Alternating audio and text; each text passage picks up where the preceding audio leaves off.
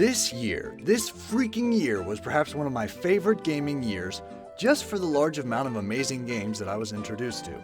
You see, because I didn't spend half of it playing Xenoblade Chronicles, don't worry, still love you, babe, I had plenty of time to play different games. 13, in fact, that left an impression.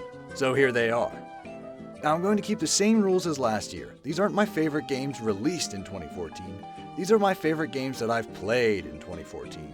Also, I have to have at least gotten more than halfway through the game for it to make the list, though most of these I've beaten. Alright, everybody strap in and game on. Here's my 13 games of 2014. Number 13, Ducktales Remastered.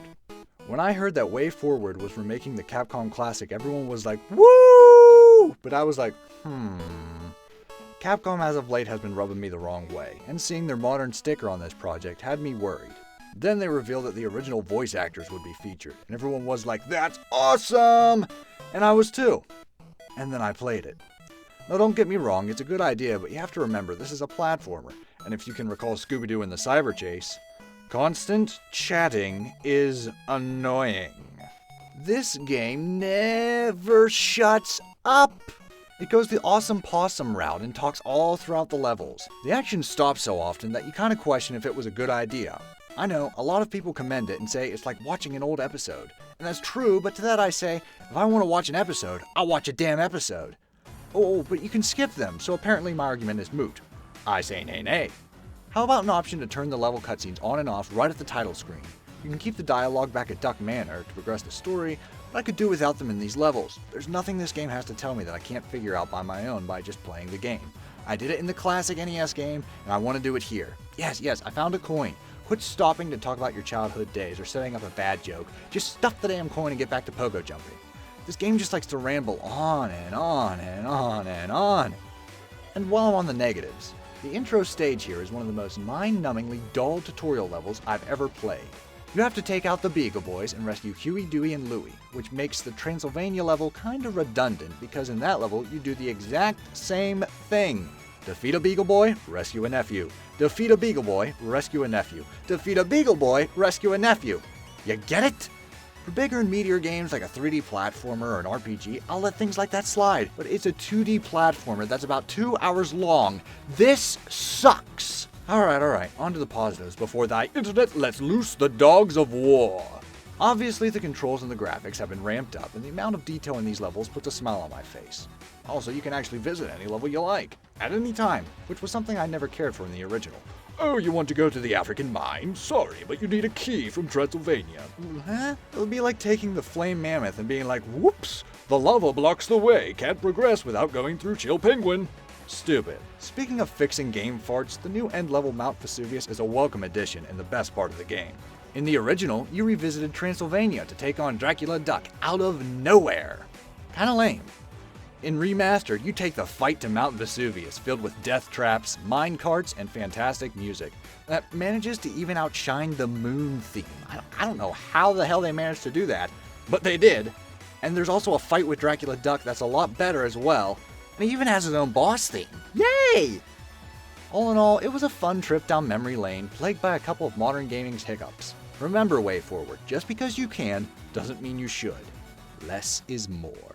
Number 12, Dungeons & Dragons, Chronicles of Mystara. Dungeons & Dragons, the king of roleplays, and apparently an old-school arcade beat-em-up. That's new. I'd like to thank the Capcom sale for discovering this interesting title. It's a double feature, Shadow over Mystara and Tower of Doom. The biggest plus this game has is what all good arcade beat-em-ups must have, mindless fun. And what's that? Online co-op? Nintendo and online co-op. Who knew? You can choose from 5 character classes, but my 2 favorites are the Elf and the Wizard, mostly because the magic decimates in this game. I guess the only thing that irked me was the amount of recycled content. Both games use the same monsters, colors, bosses, and the only things that really change are the names now that I think about it. It's like you're playing the same game, but it's just mixed in a different order. It's not enough to ruin the experience, but it is a bit disheartening. That being said, there are forked paths that result in different areas, so that adds a lot to the replay value. Bottom line, if you want some fun hack and slash co-op, this is your game. Number 11, American Magee's Alice.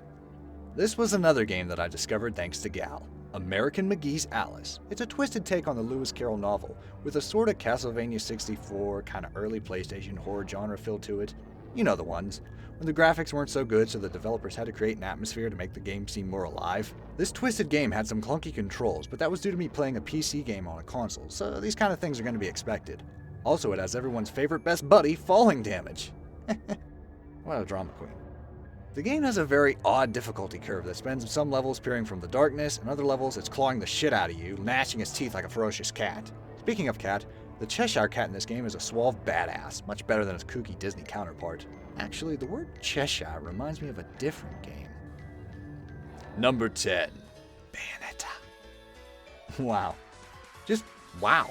I mean, never in my life did I think I could judge a game at first glance as poorly as I did with Bayonetta. My first thoughts were shallow. I looked at the first trailer back then and said, is this supposed to do anything to me? With all those polygons and zebra legs and with the Sarah Palin specs. It was all kinda eh. Time went by and a lot of publicity popped up along with a very odd debate over whether or not Bayonetta was discrimination towards women or a strong female lead. But what? A strong female lead? This? Nah, they don't have a leg to stand on. So I finally played it and, well damn, it actually makes a good argument. See, Bayonetta's personality, sex appeal, and appearance all interweave into the spectacular beyond-the-cover experience. You can tell she knows she's the best at what she does, contains the most confident of every female gaming character to date. Yep, even those two. But amidst all this wacky, suggestive, over-the-top display, there are these brilliant moments of her showing her good-natured and trusting side. She shows how she can be a friend, a partner, and a mother, and it doesn't detract from her character at all. With that established, I'd like to give the gold coin to this game for best monster design ever! The hair monsters and angelic bosses, they're just really damn cool to look at.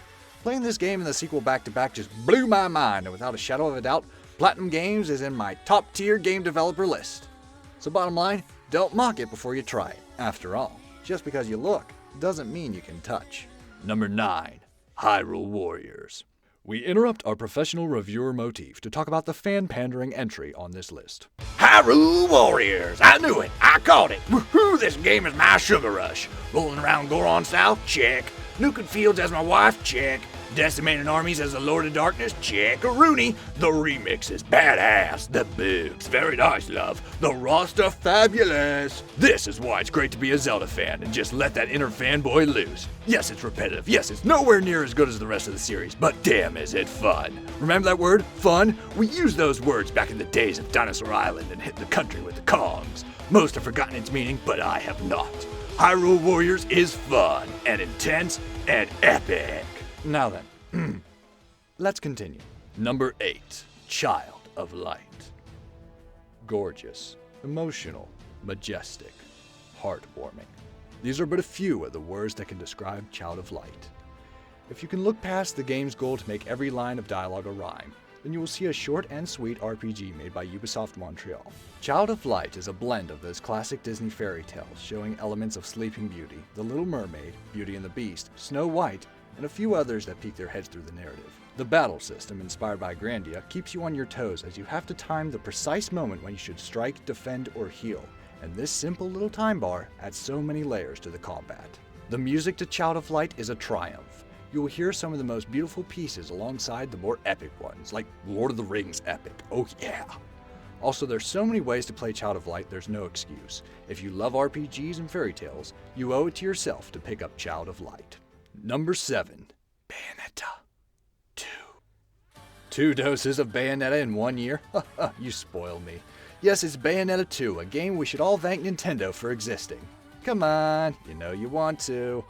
Bayonetta 2 spices things up with cooler weapons, a mixture of the awesome angelic enemies from Bayonetta 1, along with some new hell enemies, and a color that actually pops. Yeah, the red came off as murky and kind of desaturated. Here, everything is pleasing to the eye, and when red does get back into focus, it's a highly saturated red, so it makes the game stand out as a whole. Really, it's just more Bayonetta. It's not too much different, and a lot of moments will make you go, oh, this again? Alrighty. Granted, it adds enough to spice things up, including a better understanding of Bayonetta 1's plot. In fact, thanks to this game, there's a character from the predecessor who I now have a better understanding of, which is a big plus for me. Everything is back and better than before. Battle locations are more over the top, the Easter eggs and throwbacks are a real joy to see, and overall it's a game I found to be a decent challenge with a glorious soundtrack. No dance number though. Oh well. Can't excel in all points, I guess. Number 6, Mario Kart 8. So if you haven't guessed by now, this was the year of Wii U for me. So many grand games that kept me busy all year long, and this was the one that consumed the most time. Mario Kart 8. For this 8th installment, not only does the game look gorgeous, but it has bar none the best tracks and music of the entire series. And the inclusion of Link, which just fills my heart with rainbows. Racing online is leaps and bounds better than it was on the Wii, with very few hiccups to spoil the fun. And though battle mode got botched, I was never big on it to begin with, so it didn't sour my taste. I was just, so there's that. Also, you can finally get rid of that damn blue shell. Yes! Number 5, The Wonderful 101. What's this? Another Platinum game? Don't mind if I do. This was my first Platinum game this year, and it still stands as my favorite. Now, how does one describe this massive beast? Well, add a pinch of memories to a ton of souls. Put them in a blender and hit frappe. And you have the One-Stoppable Wonderful 101. This game is a blast. It constantly keeps you on your toes and loves to keep you off guard, exhausting you, overwhelming you, trying to push you to the limits. These bosses can take up to 10 minutes to take down in all their glory. The number of combos you can pull off is incredible, and the replay value has never been higher. Fans of Beautiful Joe, you owe it to yourself to pick this up. It will not disappoint. The gameplay starts off rather cruel and unforgiving, but once you realize that it's not going to show you pity, it's time to nut up or shut up. Bottom line, if you have a Wii U, this is a must. And Bayonetta too, but come on, do I really have to sell you that? Number 4, Donkey Kong Country, Tropical Freeze. The second game I played this year was a game I had long anticipated. When I played Donkey Kong Country Returns on the Nintendo Wii, I had fun, but if you'd asked me about the synopsis, it would boil down to rocket barrels, boring bosses, and tikis. Tropical Freeze, on the other hand, blew my mind! From the opening Pixar quality cutscene, I found myself bouncing, swinging, slamming, and swimming through some of the most unique levels in the history of platformers. A few highlights include a sawmill log ride that reminds me of Idlewild Park, the opening to The Lion King, a circus performer sea lion, and an undersea escape from an angry octopus. Another perk this game offered was the return of the one and only David Wise, and he has brought his A-game, people. Over 15 songs from this game are iPod quality, and there's such a miraculous blend of styles that it's definitely a contender for Best Soundtrack of 2014. The fact it didn't even get a mention in the show shows how far these video game awards have to go. What Return set in stone, Tropical Freeze sculpted to sheer perfection. Numerous Kong's intense boss battles and an ever-growing difficulty that makes that credit roll oh so rewarding. So, have I sold you on that Wii U yet? Number 3, The Legend of Zelda, A Link Between Worlds. I finished this game very early in 2014, but it was so damn good I just had to give it a spot. In fact, it's such a triumphant and incredible game that I'm giving it the bronze medal. A Link Between Worlds is more than just a revisit to A Link to the Past. This game takes one of the best-paced Zelda games and beautifully paints over what few blemishes it has. We got better dungeons, gorgeous visuals, and the best mini-games yet. Believe it or not, a stronger soundtrack too, with numerous dungeon themes instead of just one or two. So each area has its own atmosphere. I've heard a lot of people say it was rushed and unmemorable, but it was the exact opposite for me. Most of the game obliged to my demands thanks to the Ravio shop system, like an extra scoop of ice cream. I just kept looking for more heart pieces, more rewards, more items, more dungeons, more! It's definitely a pick up and play Zelda game, which I feel we haven't had since the Oracle games. There's so much to be familiar with, but at the same time, so much new added to the table. It's Zelda! Number 2, Super Smash Bros. For Wii U. When you qualify for second place, you better put up a good fight. If there's one thing this game is good at, it's just that. So now, here's 50 reasons Smash for Wii U is awesome. Number 1, HD. Number 2, an enormous soundtrack. Number 3, tag team with Ridley. Number 4, Mega Man. Number 5, 2-player classic mode. Number 6, Shulk. Number 7, 8-player Smash. Number 8, GameCube controllers. Number 9, Mii's. Number 10 through 50, it's Smash for Sakurai's sake. I mean, do I really have to do this? It's awesome! End of story! Number 1. The game of the year, the one taking home the gold medal, showed me that gaming's philosophies of the past still stand strong in the new year of 2014. Steal thy shovel, viewers! Shovel Knight takes home the gold! This game solidified that even after all the years I've been playing games since I first mounted Yoshi at the young age of 1, that gameplay is still a show stealer when it comes to gaming, and the cream of the crop of what makes a good video game. Taking ingredients from multiple NES classics and mixing them together in a cauldron called Yacht Club Games, Shovel Knight is a game bursting with charm and personality. The narrative is far from complex, but its characters, levels, and sheer structure more than make up for it. And the music in this game shows that even the little guy can make a badass soundtrack. There's also some from the Mega Man composer.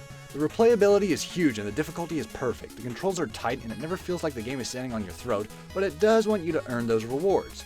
You don't need me to recommend Shovel Knight. It's gotten more than enough praise and it's well deserved. A grand indie game that should inspire millions that you too can make something incredible if you put your heart and soul in it. You don't need big Hollywood names. You don't need the best specs in the industry. You just need the spirit of gaming. And then you'll make a damn good game. For Shovel Reviewers, thanks for watching this list. Here's to another year of gaming. War Dog out.